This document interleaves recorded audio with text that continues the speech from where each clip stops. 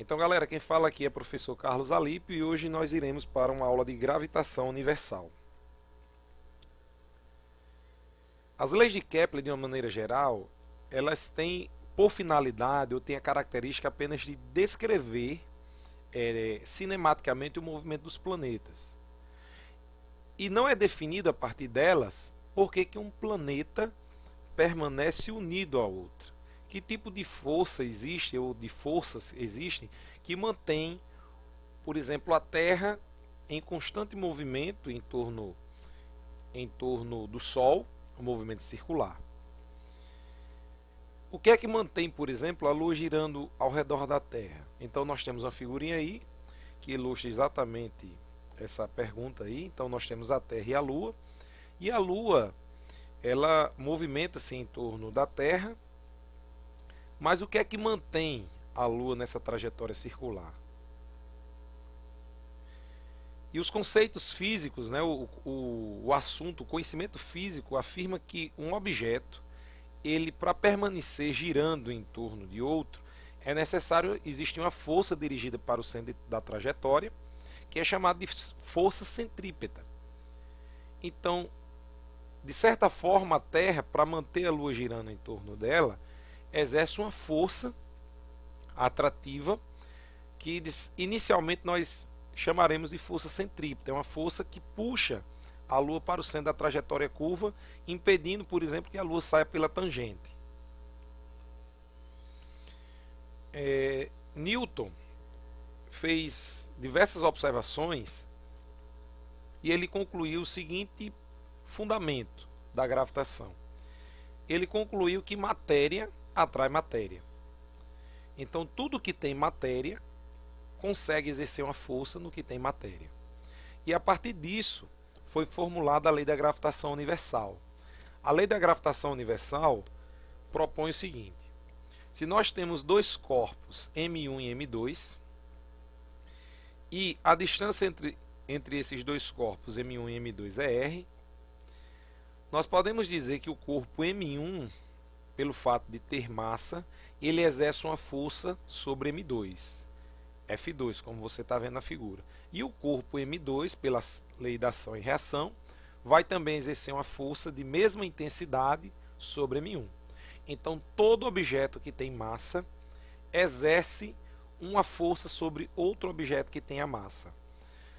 E, professor, como é que nós fazemos para calcular, para determinar o módulo da força gravitacional?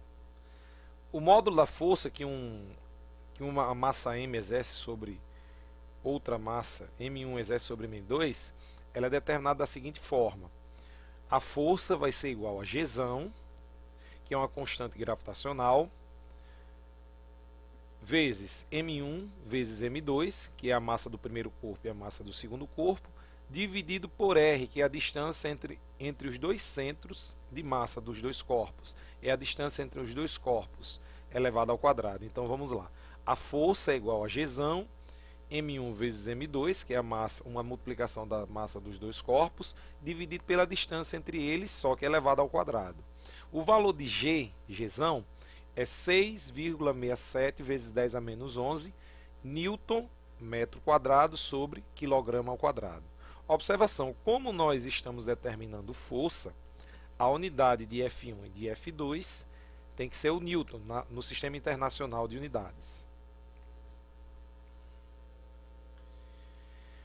Uma primeira observação é que a força gravitacional ela é diretamente proporcional ao produto das massas. Observe que a força e as massas MA vezes MB estão todas no numerador. Então, se você aumentar as massas, o produto das massas, implica dizer que a força gravitacional também aumentará. E a força é inversamente proporcional ao quadrado da distância. Isso quer dizer que quando você aumenta a distância, você diminui a força. E essa força que um corpo exerce sobre outro é puramente atrativa. Satélite geoestacionário. Então, o que é um satélite geoestacionário? É um satélite que gira em torno da Terra, que o período de órbita do satélite em torno da Terra é o mesmo período da Terra, ou seja, se a Terra leva 24 horas para girar em torno do seu eixo, o satélite também vai girar em torno dessa trajetória curva em 24 horas. Então foi ilustrado aí na figura uma órbita geoestacionária a 36 mil quilômetros, né, de altitude, e esse satélite sempre vai estar direcionado para uma mesma região aqui da Terra. Por isso o nome geoestacionário. E agora nós vamos comentar um pouquinho sobre velocidade de órbita. Então veja só. Considerando um satélite genérico qualquer de massa mzinho, então nós temos o satélite na figura, ó, satélite mzinho, e ele está girando em torno de um planeta de massa mzão. R é o raio da órbita do satélite em torno do planeta M e G é a constante da gravitação. Então nós temos o seguinte: quem faz o papel dessa força atraindo para o centro, como eu já falei, é uma força chamada de força centrípeta. Mas a força que existe, que é proporcionada entre dois corpos de massa m, também é chamada pela lei da gravitação universal de força da gravidade ou força gravitacional. Portanto, a força centrípeta e a força gravitacional representam a mesma coisa. Por isso, igualei essas duas expressões, força gravitacional igual a força centrípeta.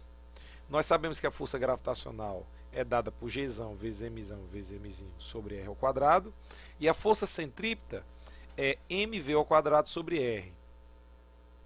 Como essas duas coisas são iguais, a força da gravidade e a força centrípeta, nós podemos igualar o segundo membro de cada equação, onde vai ficar Gzão vezes Mzinho sobre R ao quadrado igual a Mzinho vezes V ao quadrado sobre R. Lembrando que Mzinho é a massa do satélite e Mzão é a massa do planeta. E o R é a distância entre o planeta M e o satélite Mzinho. Como Mzinho é a massa do satélite e aparece nos dois membros, no numerador, nós podemos cortar. E o R da mesma forma, só que aparece no denominador. Então cortou-se um R que está ao quadrado com R do outro lado da equação, da força centrípeta.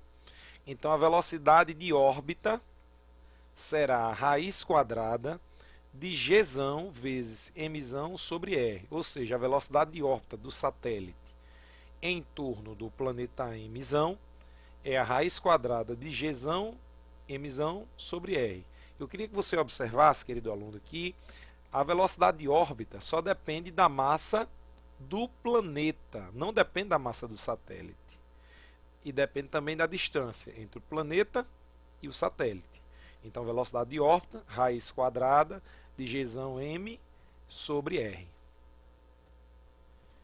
Campo gravitacional de um astro. Então, veja, o campo gravitacional de um astro, nós poderíamos dizer que é uma região de influência em torno de um objeto de massa M. Então, se nós imaginássemos a Terra aqui de massa M, então todo objeto que fosse colocado dentro desse campo gravitacional seria submetido a uma força de caráter gravitacional, puramente atrativo. Então, se eu coloco uma bolinha vermelha, uma bolinha azul e uma bolinha verde dentro desse campo gravitacional, esse campo vai exercer sobre esses corpos, sobre essas bolinhas, uma força atrativa. E essa força é representada, como eu falei anteriormente, pela lei da gravitação universal. F igual a Gzão, Mzão vezes Mzinho sobre D ao quadrado. E agora, vou comentar um pouquinho para vocês sobre a ideia de intensidade da aceleração da gravidade num ponto externo ao astro.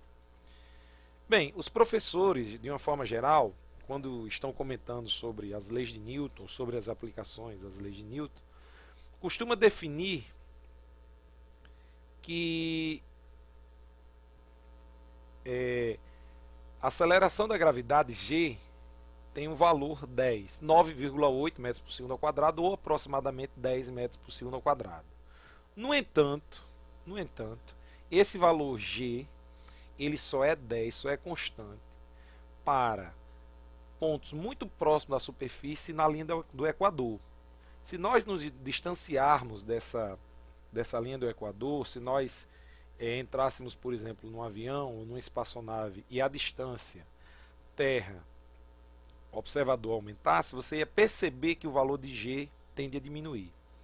Mas vamos provar matematicamente essa ideia. Então nós temos aqui a Terra de massa mzão, aqui nós temos um objeto de massa mzinho, o raio da Terra é R, está representado aqui. Da superfície da Terra até o objeto de massa mzinho é uma altura h. Então veja, a força da gravidade diz que a intensidade dessa força é determinada pela seguinte fórmula: força é igual a Gzão, Mzão Mzinho sobre D ao quadrado. Observe que esse D é a distância entre o objeto ou a Terra de massa Mzão e o objeto de massa Mzinho. Observe a distância entre esses dois centros, Mzão e Mzinho. Perceba que essa distância não é somente h. Na verdade, devemos considerar também o raio da Terra. Então, vai ser h mais r. Então, a distância entre m e mzinho vai ser r mais h. E, portanto, foi retirado o d e foi colocada essa distância entre o corpo de massa mzão e mzinho, r mais h.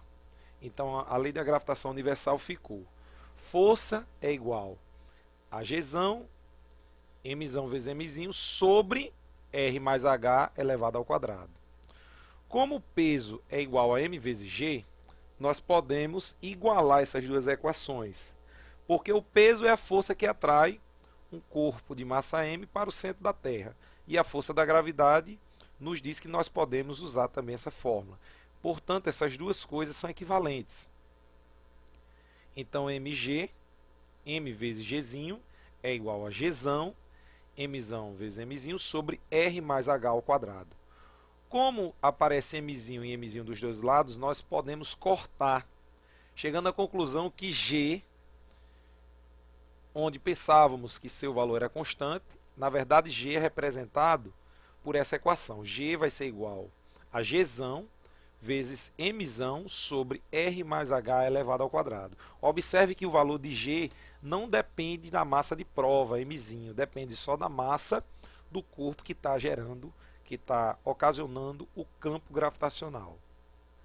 Gente, chegamos mais ao fim dessa videoaula e muito obrigado.